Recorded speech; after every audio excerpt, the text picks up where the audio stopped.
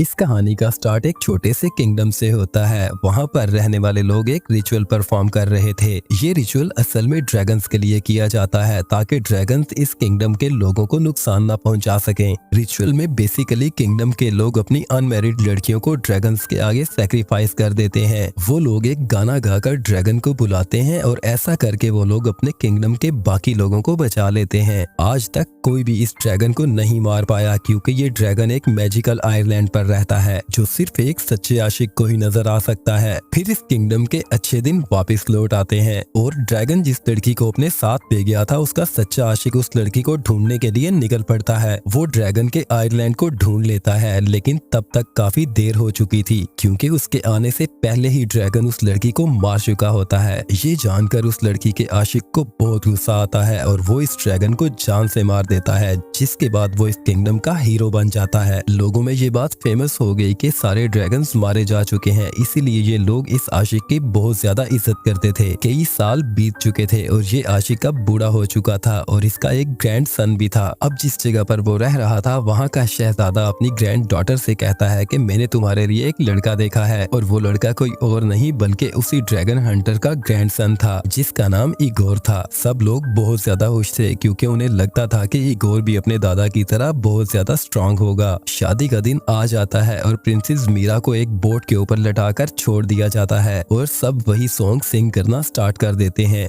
Igor जो कि river की दूसरी साइड पर खड़ा था वो मीरा की बोट को खींचना स्टार्ट कर देता है। इससे पहले कि मीरा की बोट रिवर की दूसरी साइड तक पहुंचती अचानक एक ड्रैगन आ जाता है और मीरा को उठाकर अपने साथ ले जाता है। सब लोग उसे देखते रह जाते हैं, कोई भी उसे रोक नहीं पाता, यहाँ तक कि इगोर भी नहीं। ड्रैगन मीरू को लेकर अपने आइलैंड पर आ जाता है जहाँ पर काफी ज्यादा अंधेरा था और ये एक ड्रैगन के स्केलेटन से बना हुआ था। मीरू काफी डरी हुई होती है, तभी इसे वहाँ पर एक लड़का दिखाई देता है। मीरू उससे पूछती है कि तुम कौन हो और तुम्हारा नाम क्या है। वो लड़का इसे कोई भी रिस्पॉन्स नहीं देता क्योंकि उसे अपना नाम ही नहीं पता होता। ये देखकर मीरू समझती है कि ये लड़का काफी बचपन में ही यहाँ पर लाया गया होगा, इसीलिए इसे अपना नाम भी नहीं पता। इसीलिए मीरू इसका नाम अरमान रखती है। वो दोनों आपस में बातें कर ही रहे होते हैं तभी वहाँ पर एक ड्रैगन आ जाता है जिसे देखकर मीरू काफी डर जाती है और अपनी आंखें बंद कर लेती है। और जब मीरू अपनी आंखें खोलती है तो उसे अरमान कहीं पर भी नहीं दिखाई देता। इस आइलैंड के ऊपर छोटे छोटे क्रिएचर्स भी थे जो कि बहुत ज्यादा देखने में अजीब लग रहे थे, जिन्हें देखकर मीरू काफी परेशान हो जाती है और रोने लगती है क्योंकि उसे लगता था कि अरमान को ड्रैगन अपने साथ ले गया है। तब वो गुस्से में आकर उस आइलैंड पर पत्थर मारने लगती है जिससे उस स्केलेटन की एक बोन गिर जाती है और दूसरी तरफ का रास्ता निकल आता है। मीरू उस रास्ते से बाहर जाने लगती है तभी उसके सामने ड्रैगन आ जाता है और मीरू के ऊपर अटैक करने की कोशिश करता है, जिसके बाद मीरू एक कॉर्नर पर चली जाती है जिसके नीचे पानी ही पानी था। इसी दौरान वहाँ पर अरमान आ जाता है और उसके साथ वही छोटी छोटी क्रिएचर्स थे जो कि उसने ड्रैगन्स के साथ देखे थे। वो छोटा क्रिएचर मीरू के ऊपर अटैक करने ही वाला होता है पर तभी अरमान उसे रोक देता है। वो क्रिएचर अरमान की बात मान लेता है। ये देखकर मीरू को डाउट होता है कि कहीं अरमान ही ड्रैगन तो नहीं। मीरू काफी डर जाती है। अचानक उसका पाँव स्लिप होता है और वो नीचे गिरने लगती है। अरमान उसे बचाने के लिए उसके पीछे जंप लगा देता है। तभी मीरू पर रिवील होता है कि अरमान ही असल में ड्रैगन है। अरमान मीरू की जान बचाने के लिए ड्रैगन में तब्दील होकर खुद ही नीचे जाकर गिरकर जख्मी हो जाता है। मीरू फौरन से उठकर चलाने लगती है कि मेरी हेल्प की जाए और अरमान भी फिर से इंसान बन चुका था और बेहोश हो चुका था। मीरू एक पत्थर उठाती है और उसे मारने लगती है लेकिन तभी उसे एहसास होता है कि ये तो मेरी जान बचाने के लिए जख्मी हुआ है, ये एक अच्छा ड्रैगन हो सकता है। अरमान पानी के अंदर होता है और मीरू उसे बाहर निकालती है। जब मीरू उसे आयरलैंड पर लेकर जाती है तो अरमान फिर से ड्रैगन में बदलने लगता है। ये देखकर मीरू काफी डर जाती है और अरमान फिर से इंसान में बदलकर गिर जाता है। अगली सुबह मीरू वहाँ से भागने का प्लान करती है पर तभी वहाँ पर काफी तेज तूफान आ जाता है और मीरू वहाँ से भाग नहीं पाती। रात को मीरू अरमान के जख्मों पर मलहम लगाती है और वहीं पर सो जाती है। रात को जब मीरू सो रही होती है तभी उसे एक सपना आता है कि इगोर उसे बचाने के लिए आया है और अगले ही पल इगोर इगोर अरमान में बदल जाता है जो उसे किस करने ही वाला होता है। तभी मीरू की आंख खुल जाती है। वो देखती है कि अरमान ने उसके ऊपर कंबल रखा है और साथ ही खाने के लिए भी। वहाँ पर अरमान ने आग भी जलाई होती है। मीरू को अब पूरी तरह से यकीन आ चुका था कि अरमान उसकी जान नहीं लेगा। वो अब नीचे जाती है जहाँ पर अरमान फिशिंग कर रहा होता है। वो अरमान से बात करने की कोशिश करती है पर अरमान उसे कोई भी रिस्पॉन्स नहीं देता और जब मीरू उसे परेशान करने लगती है तब वो इससे बात करने के लिए मान जाता है। मीरू कहती है कि मैं जानती हूँ कि तुम मुझे मारना नहीं चाहते, तुम मुझे वापस घर क्यों नहीं छोड़ देते। अरमान कहता है कि ये सब इतना आसान नहीं है। वो उसे अपनी कहानी सुनाता है और बताता है कि जब मैं छोटा था तब मैं भी अपने फादर की तरह एक ड्रैगन बनना चाहता था। तभी एक दिन समुद्र में बहता हुआ एक चेस्ट आया जिसके अंदर की चीजों ने मुझे पूरी तरह से बदल दिया। मेरे फादर मुझे ड्रैगन बनाना चाहते थे लेकिन मैं उसके लिए पूरी तरह से तैयार नहीं था और कोई भी किसी की ख्वाहिश के बगैर उसे ड्रैगन नहीं बना सकता। एक दिन मैंने देखा कि एक इंसान अपनी बोट पर इस आयरलैंड पर आया और उसने मेरे फादर को मार दिया। असल में वो इगोर के ग्रैंडफादर ड्रैगन हंटर के बारे में बात कर रहा होता है जिसने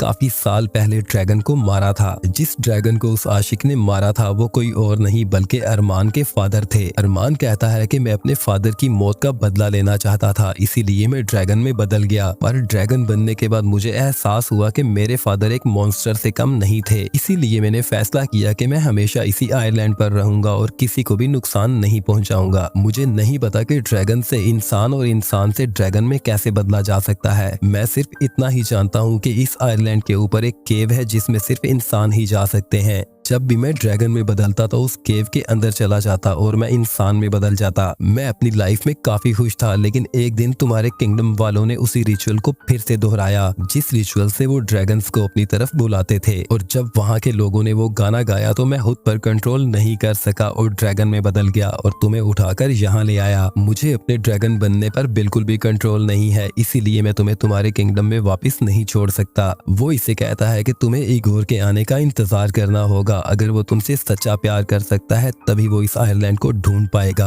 और जब तक वो नहीं आता तब तक तुम्हें उसी गुफा में इंतजार करना होगा जहाँ पर मैंने फर्स्ट टाइम तुम्हें रखा था, क्योंकि वहाँ पर ड्रैगन नहीं आ सकता। लेकिन मीरू उसे वहाँ पर जाने से इनकार कर देती है क्योंकि अरमान जख्मी था और वो इसे इस हालत में अकेला नहीं छोड़ना चाहती थी। साथ ही वो अरमान से कहती है कि जिस तरह से तुमने मेरी हिफाजत की और मेरा ख्याल रखा, मुझे लगता है कि जल्द ही तुम्हारे अंदर जो ड्रैगन है उसका खात्मा हो जाएगा, जिसके बाद तुम हमेशा के लिए इंसान बन जाओगे। इसके बाद ये दोनों मिलकर इस आयरलैंड को ठीक करना और डेकोरेट करना शुरू करते हैं। इसी दौरान काफी दिन गुजर जाते हैं और ये दोनों एक दूसरे की तरफ अट्रैक्ट होने लगते हैं। कहीं ना कहीं मीरू को अरमान से प्यार हो चुका है, लेकिन एक दिन अरमान देखता है कि मीरू ने एक बोट बनाई है जिसे देखकर अरमान को काफी दुख होता है क्योंकि उसे लगता था कि मीरू उससे प्यार करती है और उसका ख्याल करने के लिए इस आइलैंड पर रुकी है। लेकिन बोट को देखने के बाद अरमान जान चुका था कि मीरू यहाँ से भागना चाहती है क्योंकि बोट के साथ एक नक्शा भी होता है। इसके बाद वो मीरू के पास जाता है और उसे बताता है कि ड्रैगन्स यहाँ पर जिन लड़कियों को लाते हैं वो उन्हें अपनी आग में तब तक तपाते हैं जब तक वो राख नहीं बन जाती और उसी राख से बच्चे पैदा होते हैं जिनसे ड्रैगन्स अपनी फैमिली को आगे बढ़ाते हैं। मेरा जन्म भी ऐसे ही हुआ था, मैंने तुम्हारी बोट को देख लिया है। इससे पहले कि मैं तुम्हारे साथ वैसा ही करूं जैसा कि ड्रैगन्स बाकी लड़कियों के साथ किया करते थे, तुम अपनी बोट लो और जल्दी से यहाँ से निकल जाओ क्योंकि इतने टाइम से मैं अपने अंदर के ड्रैगन को जितना कंट्रोल कर रहा था अब मैं उसे मजीद और कंट्रोल नहीं कर सकता। अगली सुबह मीरू अपनी बोट लेकर इस आयरलैंड से निकल जाती है। दूसरी तरफ इगोर को दिखाया जाता है जो अपने लोगों के साथ मिलकर मीरू को काफी अरसे से ढूंढ रहा था, लेकिन वो उस आयरलैंड तक नहीं पहुंच पाता क्योंकि वो मीरू से सच्चा इश्क नहीं करता और ना ही मीरू उससे प्यार करती है। तभी वो देखता है कि सामने से एक बोट आ रही है जिसमें मीरू है। मीरू को जिंदा देखकर वो काफी ज्यादा खुश होता है। इगोर मीरू को कहता है कि मुझे उस आयरलैंड पर ले चलो जिस पर वो ड्रैगन है। मीरू उसे कहती है कि वो ड्रैगन मर चुका है और ना ही मैं उस आयरलैंड पर वापस जाना चाहती हूँ, मुझे जल्दी से अपने घर ले चलो। इगोर उसकी बात मान लेता है और उसे उसके महल में वापस ले आता है। मीरू के फादर उसे जिंदा देखकर बहुत ज्यादा खुश होते हैं और एक बार फिर से वो लोग इगोर और मीरू की शादी की तैयारियां शुरू करते हैं। मीरू की शादी वाले दिन मीरू को फिर से वहाँ की रस्मों के हिसाब से बोट में लटाया जाता है। उस बोट को पानी में छोड़ दिया जाता है और इस बोट को इगोर अब अपनी तरफ खींचेगा। हम देखते हैं कि बोट में लेटी हुई मीरू की आंखों में आंसू आ जाते हैं क्योंकि वो इगोर से नहीं बल्कि अरमान से प्यार करती है। ये सब जानने के बावजूद भी कि वो इंसान होने के साथ साथ एक ड्रैगन भी है और उससे इसकी जान को खतरा भी है, इस सब के बावजूद भी वो अरमान से प्यार करती है। इसीलिए मीरू सबसे कहती है कि मैं ये शादी नहीं कर सकती।